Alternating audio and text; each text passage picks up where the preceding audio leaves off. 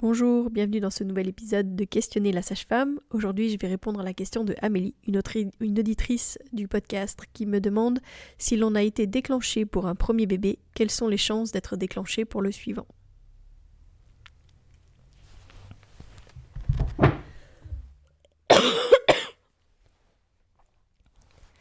Alors je pense que c'est une question qui est très intéressante, d'autant plus que je pense que beaucoup de parents peuvent potentiellement se poser cette question. Je sais que j'ai rencontré il y a quelques semaines une de nos anciennes patientes qui venait me voir parce que son bébé était né après 42 semaines et qu'elle avait donc dû avoir un déclenchement pour ce premier bébé et qu'évidemment ça venait quand même régulièrement la remuer et elle se demandait si elle allait être obligée de repasser par cette case-là et qu'est-ce qu'elle aurait pu mettre en place pour que son bébé arrive plus tôt, etc. Donc de là, j'aimerais dire qu'en fait, ce qui est important de savoir, c'est que les chances d'être déclenché pour un deuxième bébé dépendent grandement de la raison du premier déclenchement. Parce qu'il y a des choses pour lesquelles on peut potentiellement faire des choses. Parce qu'il y a des raisons pour lesquelles on peut potentiellement faire des choses, mais il y a des fois des raisons pour lesquelles on ne pourra rien faire. D'accord ? Donc ça, c'est vraiment important de le savoir. Mais notamment, par exemple, s'il y a eu un diabète gestationnel. Si le premier déclenchement, il a été causé par le fait qu'on avait un peu peur qu'il y ait un bébé qui soit macrosome et que parce qu'il y avait un diabète gestationnel, on a décidé de faire par mesure préventive un déclenchement,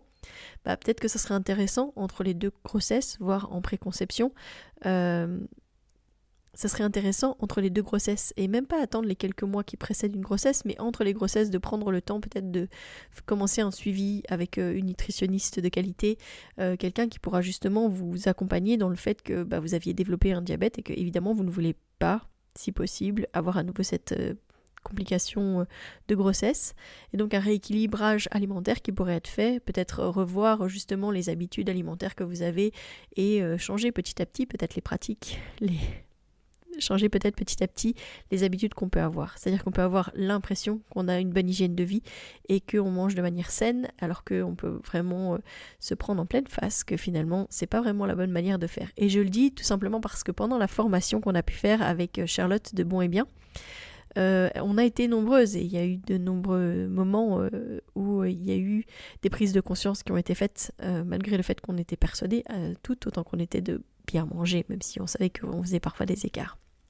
Donc c'est peut-être tout simplement l'occasion d'ancrer de bonnes choses dans son mode de vie. Pour ce qui est par exemple du dépassement de terme, si le premier bébé est né après ses 42 semaines, en fait peut-être que ça serait intéressant de discuter des moyens naturels qu'on peut mettre en place pour favoriser l'accouchement,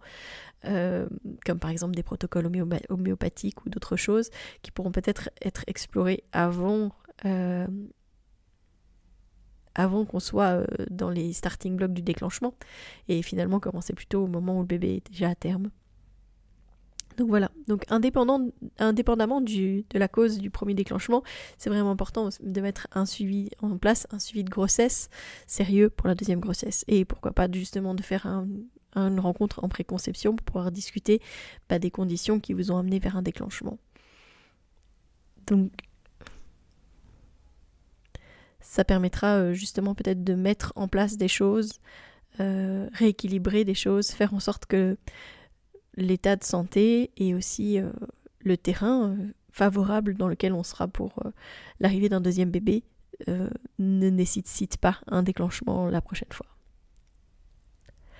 Donc les chances d'être déclenché pour un deuxième bébé varient vraiment en fonction de la cause du premier déclenchement. Donc je ne peux pas vraiment dire quelles sont les chances, je ne peux pas parler de statistiques, mais tout simplement rappeler qu'il y a peut-être des mesures préventives qui pourront être mises en place, mais que ce ne sera pas le cas pour toutes les situations.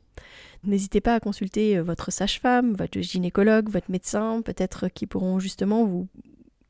diriger vers des personnes compétentes pour pouvoir vous accompagner dans cette idée d'avoir un deuxième bébé, mais de ne pas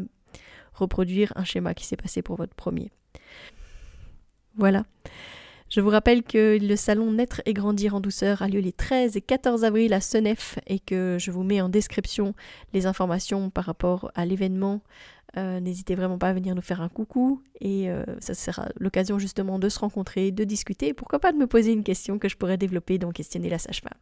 Je vous donne rendez-vous lundi. D'ici là, portez-vous bien.